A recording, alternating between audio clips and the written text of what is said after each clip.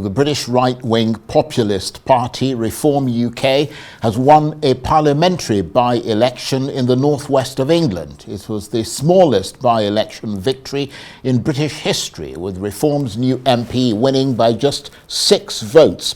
Correspondents say that as a party promising disruption and change, Reform appears to be benefiting from the unpopularity of the relatively new Labour government and the Conservative Party it replaced. They say that these latest elections suggest a continuing fragmentation of British politics and the weakening of the two big parties' grip on power.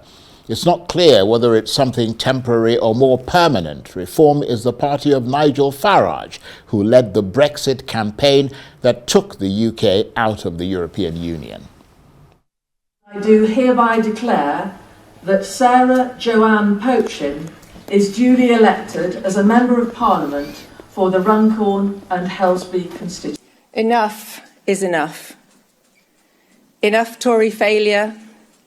Enough Labour lies. And I want to thank every one of you who were brave enough to put a cross against my name on the ballot paper. Think about the swing. Well, our ICE correspondent Lape Olarinoye has been following developments, and she joins me now on the line from London. Good to see you, Lape. It's been a wee while. Great to have you back. So the British right of centre populist party Reform UK has had another very good day at the polls, overturning a huge governing Labour Party majority in a parliamentary special election in the northwest of England. I mean, tell us more about the significance of this victory. Well, Charles, it's what leader of the Reform Party UK, Nigel Farage, is describing as he's never thought this in his wildest dreams. But actually, it's no shock for some of us who watched closely the election that took place in summer of last year, where we saw the Reform Party making gains in a lot of Labour strongholds. This time, though, in the local by-elections in local areas like Runcorn and Helsby in the northern parts of the country, areas that were typically Labour strongholds and now down in the south, former Tory strongholds are now being taken over by the Reform Party. Like I said, this is not a massive shock because they have been making gains, becoming a lot more popular since the last election. Contentious issues like immigration have been at the forefront of some of the reasons why voters have swung towards the Reform Party's mandate. And we're seeing that come to the fore during these elections. Now, of course, they have a total of 5 MPs in Parliament, something that could change drastically before the next general election.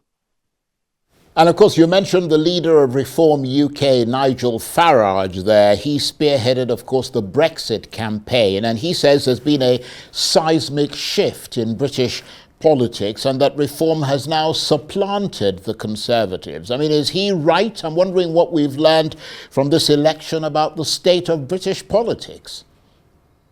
Well, it's an interesting comment that he makes, and a lot of people do resonate with that, Charles. In fact, when the EU referendum took place all those years ago, there was this silent majority, if you like, that was brewing. A lot of the former Reform Party has changed its name twice now. It used to be called the UKIP, and then it changed to the Brexit Party following the UK leaving the European Union, and now it's called the Reform Party. It does have this trend of rebranding, but it has been quite seismic, particularly because the attention for the party, the followership of the party has grown and grown since the EU referendum took place nearly 10 years ago. And now what's important to identify here is that Nigel Farage has been, like you said, spearheading this campaign, but has been a force to reckon with.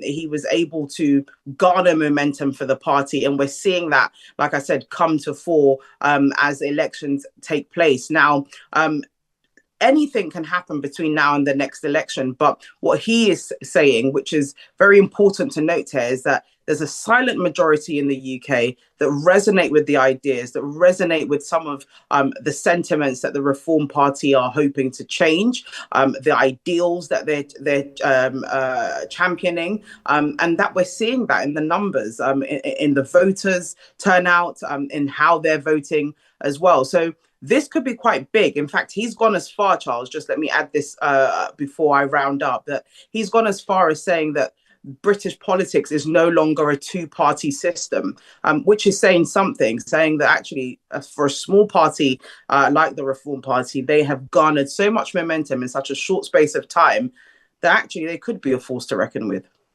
Indeed, and Reform UK has, of course, long been a protest party. Now that it is in a position to govern, albeit at a very limited local level, the spotlight is going to be on it to perform. I mean, that's a challenge it's not known before. Certainly, and it could go either way. A challenge that a force like the Reform Party has to really rise to the occasion. They don't have the numbers that they need in Parliament. There is still, even though they are growing, there is still a strong support for both the Labour Party, the Tories, as well as other parties like the Liberal Democrats and the Greens. And we've seen that again in the numbers. In fact, the Liberal Democrats, who have tend to be the kind of the third alternative, if you like, have said that they are now the party of Middle England because they've also managed to gain seats. And we saw that in the last election last summer as well. But the kind of momentum that the Reform Party has garnered suggests that there are a lot of questions and issues to be attended to by the incumbent Labour government, particularly because a lot of the strongholds of the Labour government and the former Tory government have been lost to the Reform Party.